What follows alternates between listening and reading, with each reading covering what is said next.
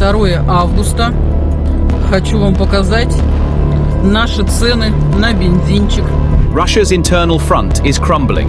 Putin's entire gasoline and crude oil card is exploding inside the country. The wholesale price of I-95 gasoline in Russia hit a record high at the end of July. The government stopped gasoline exports on July 28th, but there are still long lines at gas stations, stretching from the Far East to the north and from rural areas to the suburbs. Now, in the 4th year of the war, Russia is trying to maintain its claim to be an energy superpower against the outside world, while undergoing a nerve test at the pump domestically. Prices are skyrocketing. Stations are imposing quotas. 95-octane gasoline is effectively unavailable in some regions, and lines are growing longer.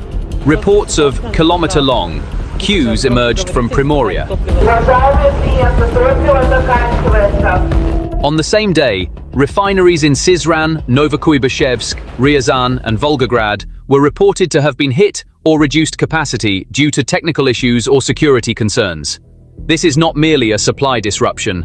It is a multi-layered internal supply shock where refineries, pipelines, railway logistics and budget constraints are all strained simultaneously.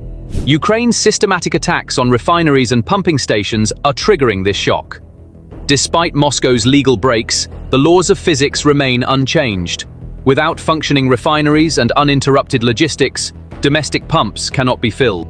So why are queues growing despite the export ban? The answer is simpler than you might think. Economic decisions cannot compensate for technical flaws on their own. Ukraine's deep strikes are disrupting refinery rhythms, maintenance windows are lengthening, fire/safety protocols are kicking in, and bottlenecks on pipelines and railways are widening. Domestic demand, meanwhile, is not falling due to seasonal factors and the war economy. Result: the ban is on paper, but there's new load at the pump. A Reuters report dated August 21st summarized this cycle in simple terms.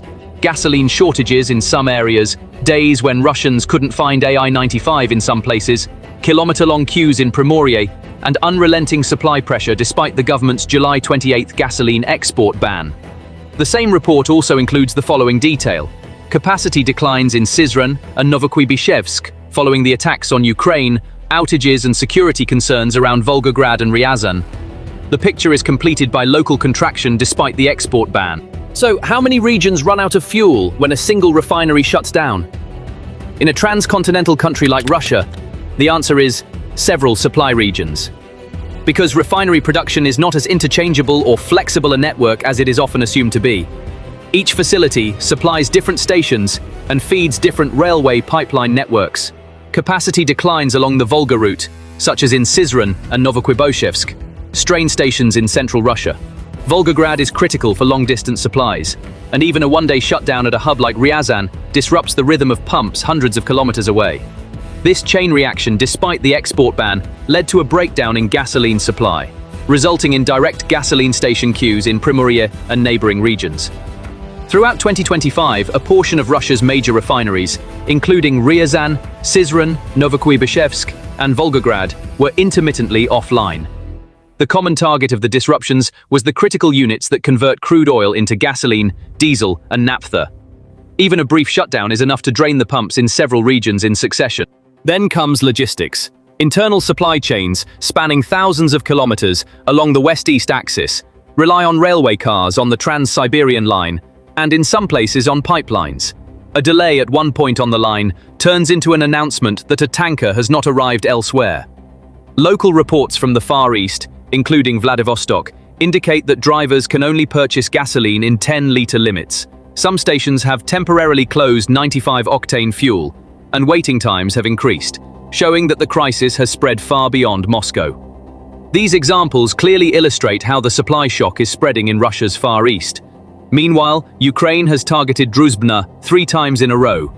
Every load that arrives here puts additional pressure on Russia's domestic market. How can a single attack disrupt the rhythm of half a country? The pipeline is the key here. The western branch of the Druzhba system is part of both the flow to Europe and the internal transfer system. The Unica pumping station on this line was temporarily shut down after an attack. Following the third attack on the Onecha pumping station near Bryansk, Ukraine, on August 22nd, the suspension of flows to Hungary and Slovakia via the Druzhba pipeline has heightened the risk for Moscow in terms of both its external obligations and internal balancing. Even a one-day delay in external flows requires a complete overhaul of shipment plans. Every barrel redirected inward cannot simultaneously feed the railway pipeline backbone. In such a scenario, the government prioritizes allocations for the military and defense industry, leading to longer queues at civilian stations. The suspension of flows became even clearer with the Onechha attack. While such disruptions may appear to hit trade, the real impact is felt in the domestic market, because priority always goes to the military and strategic assets in times of crisis.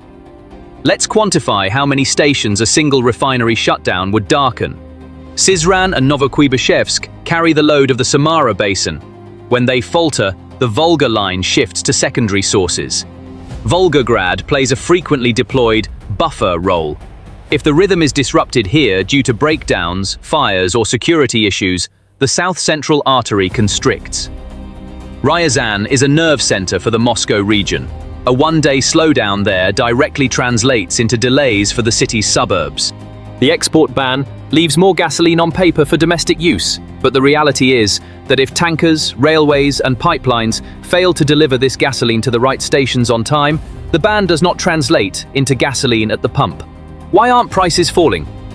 The wholesale price of AI-95 reached a record high of 76,293 rubles per ton by the end of July. This is a price signal of a supply shock.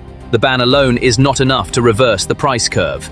For the ban to work, refineries must operate, logistics must flow, hoarding must be discouraged, and regional imbalances must be addressed through rapid shipments.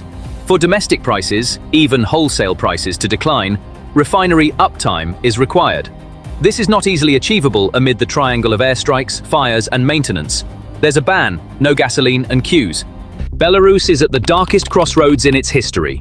Alexander Lukashenko's iron fist has now crumbled, and the regime he has forcibly maintained for years is falling apart under pressure from both sides.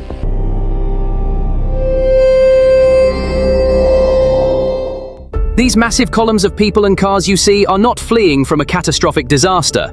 This is the image of the Kremlin's new desperation, reminiscent of the Soviet collapse in the early 1990s. Europe's heavy sanctions are cutting off the economy's lifeline, while the fragility of the Druzhba pipeline is hanging energy security by a thread. Moscow, meanwhile, is draining the fuel from Belarus's veins to suppress its own crisis. This move ignites a deep fuel shortage in the country.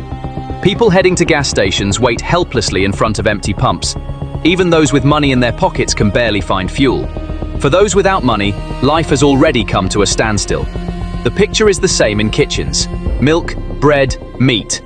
They are still on the shelves, but not for everyone anymore. In this bleak landscape, where inflation is shredding wages and living standards are eroding day by day, the people are being swept into a deep wave of anger.